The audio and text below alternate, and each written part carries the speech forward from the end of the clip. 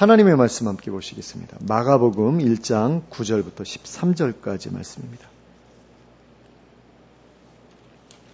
마가복음 1장 9절부터 13절까지 말씀을 함께 보시겠습니다. 함께 읽겠습니다. 시작. 그때에 예수께서 갈릴리 나사렛으로부터 와서 요단강에서 요한에게 세례를 받으시고 곧 물에서 올라오실새 하늘이 갈라짐과 성령이 비둘기같이 자기에게 내려오심을 보시더니 하늘로부터 소리가 나기를 너는 내 사랑하는 아들이라 내가 너를 기뻐하노라 하시니라. 성령이 곧 예수를 광야로 몰아내신지라. 광야에서 40일을 계시면서 사탄에게 시험을 받으시며 들짐승과 함께 계시니 천사들이 수종 들더라. 아멘.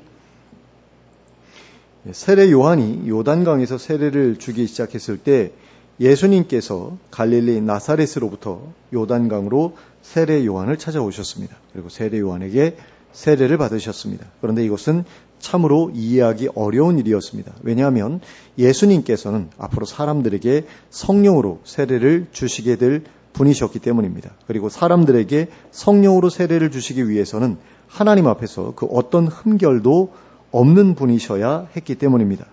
지금 현재에만 흠결이 없으시면 되는 것이 아니라 하나님 앞에서 범죄 이력 자체가 하나도 없는 분이셔야 했기 때문입니다. 그런 분만이 성령으로 세례를 주실 수 있는 자격이 있기 때문입니다. 그런데 예수님께서 세례 요한에게 물로 세례를 받으셨다고 하는 것은 예수님에게도 해결해야만 하는 어떤 죄가 있으셨다는 것처럼 보일 만한 일이었기 때문입니다. 그래서 이제 그 일이 이해하기 어려운 일이었다라고 말씀을 드린 겁니다. 하지만 예수님께서는 잉태되실 때부터 성령의 보호하심 가운데 있었기 때문에 죄를 지으신 적이 없으셨습니다. 히브리서 4장 15절에 이렇게 기록되어 있습니다. 우리에게 있는 대제사장은 우리의 연약함을 동정하지 못하실 리가 아니요 모든 일에 우리와 똑같이 시험을 받으시니로되 죄는 없으시니라. 자, 예수님께서는 우리와 똑같이 시험을 받으시면서 사셨지만 죄를 지으신 적은 없었다는 말씀입니다. 그러므로 예수님께서는 세례 요한에게 세례를 받으실 필요가 없으셨습니다. 자백할 죄 자체가 없는 분이셨기 때문입니다. 그럼에도 불구하고 예수님께서는 세례 요한에게 세례를 받으셨습니다. 그렇다면 그 이유는 무엇 때문이었을까요? 그 이유는 예수님께서 죄인인 우리 인간들과 한편에 서 주시기 위함이었습니다.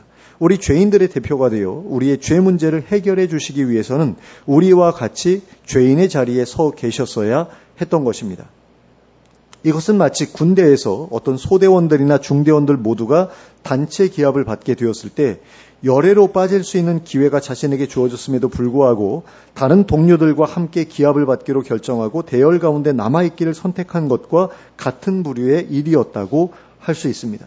예수님께서는 이 땅에 사람으로 오셨지만 다른 사람들처럼 죄인이 아니셨기 때문에 굳이 죄인들이 받아야 했던 세례를 받으실 필요가 없으셨습니다. 그럼에도 불구하고 그들과 함께 살아가시기 위해 그리고 그들을 대신해서 그들의 죄값을 치러주시기 위해 그들과 같이 죄인의 대열에 서기로 하셨던 것입니다. 그래서 예수님께서는 세례 요한의 만류에도 불구하고 세례 요한으로부터 세례를 받으셨습니다. 그리고 물에서 올라오셨습니다. 그리고 그때에 세 가지 일을 경험하셨습니다. 예수님께서 물에서 올라오실 때에 첫 번째로 경험하셨던 일은 하늘이 갈라지는 것을 보셨던 일이었습니다. 그런데 하늘이 갈라졌다고 하는 것은 하나님께서 강림하셨다는 것을 의미하는 일이었습니다. 이사야서 64장 1절과 2절에 이렇게 기록되어 있습니다. 원하건대 주는 하늘을 가르고 강림하시고 주 앞에서 산들이 진동하기를 불이 섭을 사르며 불이 물을 끓임 같게 하사 주의 원수들이 주의 이름을 알게 하시며 이방 나라들로 주 앞에서 떨게 하옵소서. 이사야 선지자는 하나님께 구하기를 하늘을 가르고 강림해달라고 하였습니다. 그리하여 주의 원수들이 주의 이름을 알게 하시고 이방 나라들이 주 앞에 떨게 해달라고 하였습니다. 하나님께서 이 땅에 내려오셔서 친히 하나님의 영광을 드러내 주십사 하고 간구했던 것입니다. 그러므로 예수님께서 물에서 올라오실 때 하늘이 갈라졌다고 하는 것은 이사야 선지자가 구했던 그 일이 실제로 일어나게 되었음을 의미하는 것이었습니다. 그런데 이사야 선지자는 그 일을 구하는 가운데 과거에도 그와 동일한 일이 있었음을 언급하였습니다. 이사야서 64장 3절과 4절 말씀입니다. 주께서 강림하사 우리가 생각하지 못한 두려운 일을 행하시던 그때에 산들이 주 앞에서 진동하여 싸우니 주 외에는 자기를 앙망하는 자를 위하여 이런 일을 행한 신을 옛부터 들은 자도 없고 귀로 들은 자도 없고 눈으로 본 자도 없었나이다. 자, 이것은 예전에도 하나님께서 이 땅에 강림하신 적이 있었다는 이야기입니다. 그리고 그때에 하나님께서는 사람들이 생각하지 못한 두려운 일을 행하셔서 산들을 진동하게 하셨다고 하였습니다. 그렇다면 이사야 선지자가 말하고 있는 이 사건은 과연 언제적의 일을 이야기하고 있는 것일까요? 그것은 하나님께서 시내산에 내려오셔서 모세와 만나 주셨을 때의 일을 이야기하고 있는 것입니다. 그리고 그때 하나님께서는 모세를 통해 이스라엘 백성들에게 계명과 율법을 주셔서 하나님 나라의 백성으로서 어떻게 살아가야 할지를 가르쳐 주셨습니다. 그리고 그들을 이끌고 가나안 땅으로 들어가서 새로운 나라를 건국하게 하셨습니다. 그런 점에서 예수님이 물로 세례를 받으시고 물에서 올라오실 때 하늘이 갈라졌다는 것은 하나님께서 예수님을 찾아오셔서 새로운 계명을 전하게 하시고 새로운 이스라엘을 일으키게 하실 것이라는 것을 의미하는 일이었다고 할 수 있습니다. 하나님께서 모세와 여호수아에게 맡겨주셨던 그 일을 이제는 예수님께 맡겨주고자 하신다는 것을 그 광경을 통해 알려주고자 하셨다는 것입니다. 예수님께서 물에서 올라오실 때에 두 번째로 경험하셨던 일은 성령이 비둘기같이 자기에게로 내려오시는 것을 보셨던 일이었습니다. 그런데 물 위에 계셨던 예수님에게 성령이 비둘기같이 임하셨던 이 일은 하나님께서 천지를 창조하셨을 때에 하나님의 신이 수면 위에 운행하셨던 일을 떠올리게 합니다. 성령께서는 하나님께서 천지를 창조하실 때 수면 위를 운행하시는 가운데 그 일을 도우셨습니다. 그렇다면 예수님께서 물 위에 계셨을 때 성령께서 그 위에 찾아오셨다는 것은 예수님을 통해 이루어질 새 창조 사역을 도우시기 위해 찾아오신 것이라는 의미라고 할 수 있을 것입니다. 그런 점에서 이 일은 예수님께 맡겨진 사명이 새 창조의 사명이라는 것을 가르쳐 주기 위한 일이라고 할 수 있을 것입니다. 예수님께서 물에서 올라오실 때 세 번째로 경험하셨던 일은 하늘로부터 소리가 나서 너는 내 사랑하는 아들이라 내가 너를 기뻐하노라 라고 말씀하시는 것을 들으셨던 일이었습니다. 그런데 이때에 하나님께서 하신 이 두 말씀에는 매우 중요한 의미가 내포되어 있습니다. 첫째로 하나님께서 예수님을 내 사랑하는 아들이라고 하셨을 때 이 사랑하는 아들은 그냥 아들이 아니라 아주 특별한 아들을 의미했습니다. 창세기 22장 2절에는 이렇게 기록되어 있습니다. 여호와께서 가라사대 때 내 아들 내 사랑하는 독자 이삭을 데리고 모리아 땅으로 가서 내가 내게 지시하는 한 산 거기서 그를 번제로 드리라. 자, 이때에 하나님께서는 아브라함의 독자 이삭을 가리켜서 너의 아들 너의 사랑하는 유일한 아들이라고 말씀하셨습니다. 그런데 본문에서 하나님께서는 예수님을 향해 내 사랑하는 아들이라고 말씀하셨습니다. 이것은 하나님께 있어서 예수님이라는 존재가 아브라함에게 있어서의 이삭과도 같은 존재였다는 의미라고 할 수 있습니다. 그런 점에서 하나님께서 예수님을 향해 이렇게 말씀하셨다는 것은 하나님께서 예수님을 아주 특별히 사랑하는 아들로 생각하고 계시다는 것을 의미한다고 할 수 있습니다. 게다가 이것은 이삭이 아브라함의 유일한 상속자였던 것처럼 예수님 또한 하나님의 유일한 상속자라는 것을 의미하는 것이라고 할 수 있습니다. 둘째로 하나님께서 예수님을 향해 내가 너를 기뻐한다고 하셨을 때에 이것은 예수님을 이스라엘을 대표하는 사람으로 인정하신다라는 의미였습니다.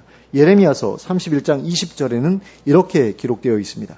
에브라임은 나의 사랑하는 아들 기뻐하는 자식이 아니냐. 내가 그를 책망하여 말할 때마다 깊이 생각하노라. 그러므로 그를 위하여 내 마음이 측은한즉 내가 반드시 그를 긍휼히 여기리라. 여호와의 말이니라. 자, 여기서 에브라임은 북이스라엘을 대표하는 지파입니다. 이스라엘이 북이스라엘과 남유다로 나뉘어졌을 때 남유다에는 유다 지파와 베냐민 지파만 남았습니다. 그리고 나머지 지파들은 모두 북이스라엘에 속했습니다. 그리고 그 북이스라엘에 속한 지파들 중에서 가장 대표적인 지파가 에브라임 지파였습니다. 그리고 하나님께서 에브라임을 향해서 나의 사랑하는 아들, 기뻐하는 자식이라고 하신 것은 이스라엘 전체를 향해서 나의 사랑하는 아들, 기뻐하는 자식이라고 말씀하신 것이었습니다. 그런 의미로 말씀하신 것이다라는 겁니다. 그런 점에서 하나님께서 예수님을 향해 내가 너를 기뻐한다고 하신 것 역시 예수님을 포함한 모든 이스라엘 백성들을 기뻐한다고 말씀하신 것이라고 볼 수 있습니다. 나는 너를 대표로 하여 모든 이스라엘 백성들을 기뻐한다라는 말씀이라는 것입니다. 그런데 하나님께서 예수님을 향해 내가 너를 기뻐한다고 말씀하신 데는 또 다른 의미도 있었습니다. 이사야서 42장 1절에는 이렇게 기록되어 있습니다. 내가 붙드는 나의 종, 내 마음에 기뻐하는 나의 택한 사람을 보라. 내가 나의 신을 그에게 주었은즉 그가 이방에 공의를 베풀리라. 자, 하나님께서 예수님을 향해 내가 너를 기뻐한다고 말씀하신 것은 예수님이 바로 이 예언에 등장하는 하나님의 종이라는 의미이기도 했습니다. 하나님께서는 그 종에게 나의 신을 주었다고 하셨습니다. 성령을 주셨다는 것입니다. 그리고 그로 인해 그 종이 이방에 공의를 베풀 것이라고 하셨습니다. 그렇다면 그 종은 예수님이신 것이 분명합니다. 왜냐하면 성령께서 예수님에게 임하신 직후에 곧바로 하나님께서 예수님에게 내가 너를 기뻐한다고 말씀하셨기 때문입니다. 그리하므로 하나님께서는 예수님이야말로 내가 붙드는 나의 종, 내 마음에 기뻐하는 나의 택한 사람이 확실하다고 증거해 주신 것입니다. 그런 점에서 예수님께서 물 세례를 받으신 직후에 물에서 올라오시면서 경험하셨던 이 세 가지 일은 예수님이 어떤 분이신지와 어떤 일을 맡으신 분이신지를 증거하는 하나님의 증언이었다고 할 수 있습니다. 그러니까 예수님이 어떤 분인지, 그리고 그에게 하나님께서 어떤 사명을 주셨는지를 하나님 자신이 직접 증언하신 것이었다라는 겁니다. 그 세 가지 사건이. 자, 하나님의 증언에 따르면 예수님은 하나님의 사랑하시는 특별한 아들이자 상속자이며 새로운 나라의 건국과 새로운 창조의 일을 맡으신 분이시며 이방에까지 공의를 베푸실 통치자로 세움받은 분이셨습니다. 자, 그런데 이 일 후에 다시 이해하기 어려운 일 한 가지가 더 벌어졌던 것을 볼 수 있습니다. 그것은 성령께서 예수님을 광야로 몰아내셔서 사탄에게 시험을 받게 하신 일이었습니다. 12절과 13절 말씀을 함께 보시겠습니다. 성령이 곧 예수를 광야로 몰아내신지라 광야에서 40일을 계시면서 사탄에게 시험을 받으시며 들짐승과 함께 계시니 천사들이 수종 들더라. 자, 그런데 여기에서 몰아내셨다라고 하는 것은 강하게 압박하여 보냈다라는 뜻입니다. 거기에 곧이라는 단어가 함께 있는 것을 보면 가기 싫어하는 것을 억지로 보냈다라는 의미가 아니라 지체하지 말고 빨리 가게 했다는 의미라고 보는 것이 적절하다고 하겠습니다. 그러니까 몰아냈다 그러면 가기 싫은데 억지로 막 밀어서 이렇게 보낸 것처럼 느끼기 쉽잖아요. 근데 곧이라는 단어가 있는 것을 볼 때에 빨리 가려고 하지 않았는데 빨리 가게 만들었다라는 그런 의미로 보는 게 적절하겠다라는 겁니다. 그러니까 물 세례도 받았고 성령 세례도 받았잖아요. 그러면 이제 일을 시작해도 될 것 아닙니까? 그러니까 일을 하려고 하는데 너 그러지 마라고 하신 거죠. 그거 아니야. 이제는 광야로 가야 돼. 그것도 빨리 가야 돼. 라고 하면서 광야로 보냈다라는 그런 의미라는 겁니다. 그런데 우리가 보기에는 성령께서 예수님을 광야로 보내셨던 이유가 사탄에게 시험을 받도록 하시기 위함이었다는 것이 아주 이상한 일처럼 느껴질 수 있습니다. 좀 그렇잖아요. 우리가 느끼기에. 왜냐하면 같은 편끼리 해서는 안 되는 일을 저지른 것처럼 느껴지기 때문이죠.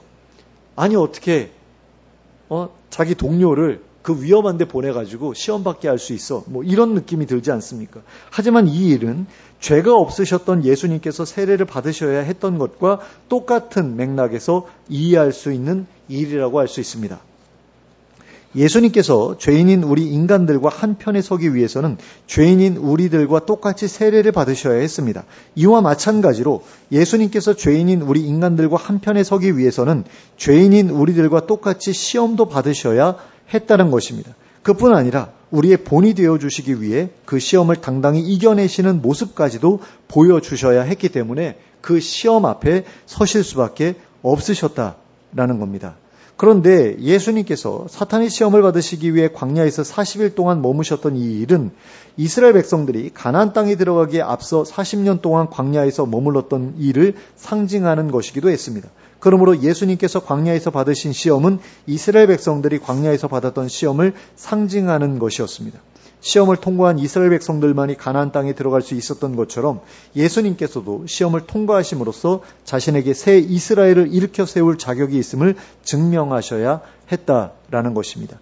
그런데 예수님께서 광야에 머무시면서 받으셨던 시험의 내용이 무엇인지는 마가복음에 나와 있지 않습니다. 마태복음이나 누가복음에만 나와 있습니다. 그렇지만 마가도 그 시험의 결과에 대해서는 분명하게 말해주고 있습니다. 예수님께서 시험에 이기신 첫 번째 결과는 들짐승과 함께 계실 수 있으셨다는 것이었습니다. 그리고 이것은 이사야 선지자가 하나님 나라에 대해 예언했던 내용의 성취를 의미하는 일이었습니다. 이사야서 11장 1절부터 9절까지 말씀을 제가 읽어드리겠습니다. 이새의 줄기에서 한 싹이 나며 그 뿌리에서 한 가지가 나서 결실할 것이요 그의 위에 여호와의 영 곧 지혜와 총명의 영이요 모략과 재능의 영이요 지식과 여호와를 경외하는 영이 강림하시리니 그가 여호와를 경외함으로 즐거움을 삼을 것이며 그의 눈에 보이는 대로 심판하지 아니하며 그의 귀에 들리는 대로 판단하지 아니하며 공의로 가난한 자를 심판하며 정직으로 세상의 겸손한 자를 판단할 것이며 그의 입에 막대기로 세상을 치며 그의 입술의 기운으로 악인을 죽일 것이며 공의로 그의 허리띠를 삼으며 성실로 그의 몸에 띠를 삼으리라. 그때 이리가 어린 양과 함께 살며 표범이 어린 염소와 함께 누우며 송아지와 어린 사자와 살찐 짐승이 함께 있어 어린 아이에게 끌리며 암소와 곰이 함께 먹으며 그것들의 새끼가 함께 엎드리며 사자가 소처럼 풀을 먹을 것이며 젖 먹는 아이가 독사의 구멍에서 장난하며 젖된 어린 아이가 독사의 굴에 손을 넣을 것이라. 내 거룩한 산 모든 곳에서 해됨도 없고 상함도 없을 것이니 이는 물이 바다를 덮음같이 여호와를 아는 지식이 세상에 충만할 것임이니라. 자, 이새의 줄기, 즉 다윗의 가문에서 누군가가 태어날 것인데 그의 위에 하나님의 영이 강림하실 것이고 그가 세상을 통치하게 되면 사람들과 들짐승이 평화롭게 공존하게 될 것이라고 말씀하고 있습니다. 그런 점에서 예수님께서 광야에서 시험을 받으신 이후로 들짐승들과 함께 계셨다고 하는 것은 예수님이 바로 이사야 선지자가 예언했던 바로 그분이시며 성령으로 세례를 받으신 분이셨기 때문에 그 일이 가능할 수 있었다는 이야기라고 할 수 있습니다. 그러니까 예수님께서 시험 받으신 후에 들짐승과 함께 계셨다라는 것은 뭐 들짐승의 공격을 받았다는 이야기가 아니잖아요. 그들과 평화롭게 같이 지내셨다라는 그런 이야기인 거거든요. 그렇기 때문에 이것은 이사야 선지자가 예언했던 그 하나님 나라가 완성되었을 때의 모습을 예수님께서 보여주셨다라는 그런 이야기라고 할 수 있는 거죠. 그 다음으로 예수님께서 시험에 이기신 두 번째 결과는 천사들이 예수님을 수종들었다는 것이었습니다. 그런데 여기에서 수종들었다라고 번역된 단어는 섬기다라는 의미가 있는데 보다 근원적으로는 수행원이 되다, 집사의 일을 하다라는 의미가 있다고 합니다. 그렇다면 천사들이 예수님께 수종들었다는 것은 도대체 무슨 일을 해드렸다는 이야기일까요? 예수님 시대에 어떤 높은 지위에 있었던 한 사람이 광야에서 40일 동안 금식을 했다고 한번 생각해 보시기 바랍니다. 그렇다면 그 사람을 섬기기 위해 그 곁에 머물렀던 집사나 수행원들은 그 사람이 금식을 마쳤을 때에 과연 무슨 일을 해야만 했을까요? 광야에서 목욕물을 준비하는 것은 어려웠으니까 물수건을 준비해서 몸을 닦을 수 있게 해 주었거나 아니면 보식을 위해서 죽을 만들어 주었거나 아니면 잠자리를 준비해 주었거나 하는 그런 일들을 했을 것입니다. 그런데 천사들은 사람보다 능력이 더 많기 때문에 예수님께 그보다 더 많은 일을 해드릴 수도 있었을 겁니다. 하지만 그들이 예수님을 위해 해드렸을 일의 종류는 앞에서 말씀드렸던 것과 별로 다르지 않았을 것입니다. 씻고 먹고 자고 하는 일에 도움이 되는 일들 외에는 다른 도울 만한 일들이 없었을 것이기 때문입니다. 그런데 여기에서 우리가 놓치지 말아야 할 것이 한 가지 있습니다. 그것은 천사가 누군가를 수종들었다고 할 때에는 그 대상이 결코 천사보다 낮은 존재일 수는 없다는 것입니다. 수종들은 일은 낮은 지위에 있는 사람이 높은 지위에 있는 사람을 위해 하는 일이기 때문입니다. 그런 점에서 천사들이 예수님을 수종들었다고 하는 것은 예수님께서 천사들보다 높은 지위에 계신 분이시라는 것을 의미한다고 할 수 있습니다. 그리고 예수님께서 사탄의 시험에 이기셨을 때 천사들이 예수님께 수종들었다고 하는 것은 예수님께서 사탄의 시험에 이기신 그 일을 통해 자신이 하나님의 아들이시라는 신분에 어울리는 존재라는 것을 증명하셨고 그 결과 천사들로부터 수종을 받으시게 되었다는 의미라고 할 수 있을 것입니다. 이렇게 해서 우리는 예수님께서 세례 요한에게 세례를 받으시고 물에서 올라오실 때에 벌어졌던 일들과 성령께서 예수님을 광야로 보내심으로써 벌어졌던 일들에 대해 살펴보았습니다. 그리고 그 모든 일들이 예수님이 어떤 분이신지에 대해 그리고 그분이 하시게 될 일이 무슨 일이신지에 대해 말하고 있다는 사실을 알 수 있었습니다.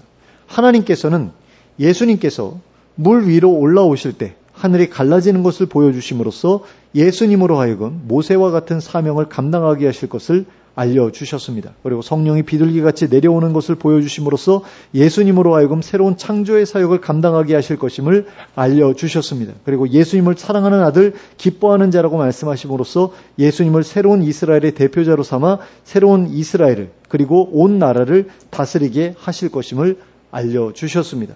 그리고 예수님께서 광야에서의 시험에 이기신 후에 들짐승들과 함께 계시게 하심으로써 예수님을 통해 하나님 나라가 완성될 것임을 알려주셨습니다. 그리고 예수님께서 광야에서의 시험에 이기신 후에 천사들로부터 수종을 받으시게 하심으로써 예수님께서 하나님 나라의 완성과 함께 천사들로부터 경배받으시기에 합당한 분으로 인정받게 되실 것을 알려주셨습니다. 그런데 하나님께서 알려주신 이 모든 일들이 어느 하나 빠짐없이 하나님 나라 건설과 관계되어 있다는 것을 기억할 필요가 있습니다. 그리고 그 나라가 바로 우리를 위해 예비된 나라라는 사실도 기억할 필요가 있습니다. 하나님께서는 우리를 위해 그 나라를 계획하셨습니다. 그리고 그 계획을 이루시기 위해 예수님을 보내주셨습니다. 그리고 그 계획을 이루게 하시기 위해 예수님으로 하여금 세례를 받게 하셨고 또한 사탄의 시험을 받게 하셨습니다. 그리하여 예수님으로 하여금 우리의 대표자가 되게 하셨고 우리의 본이 되게 하셨습니다. 그래서 우리가 구원을 얻었고 하나님 나라의 백성으로서 어떻게 살아야 할지를 배울 수 있게 되었습니다. 그러므로 우리를 위해 세례를 받으신 예수님, 그리고 우리를 위해 사탄의 시험을 받으신 예수님께 감사하는 마음을 품는 우리가 될 수 있길 바랍니다. 그리고 예수님을 보내주셔서 하나님 나라를 세워가게 하신 하나님께 감사하는 우리가 될 수 있길 바랍니다. 그리고 그 감사한 마음을 가지고 예수님의 본을 따라 살아가기로 결단하는 우리가 될 수 있기를 바랍니다. 그리하여 성령으로 세례를 받고 성령의 인도하심을 따라 살아가되 하나님의 말씀을 의지하여 사탄의 시험에 늘 승리하며 살아가는 우리 모두가 될 수 있기를 예수 그리스도의 이름으로 축원합니다. 함께 기도하겠습니다. 사랑과 은혜가 풍성하신 하나님 아버지, 저희도 예수님처럼 성령으로 세례를 받게 하여 주시옵소서. 그리하여 성령께서 인도하시는 대로 살아가게 하여 주시옵소서. 저희를 유혹하는 사탄의 시험에 맞서 싸우게 하시고 하나님의 말씀을 의지하여 늘 승리하며 살아가게 하여 주시옵소서. 그리하여 예수님께서 다스리실 새 나라에 어울리는 백성으로 준비되게 하여 주시옵소서. 예수 그리스도의 이름으로 기도하였습니다. 아멘.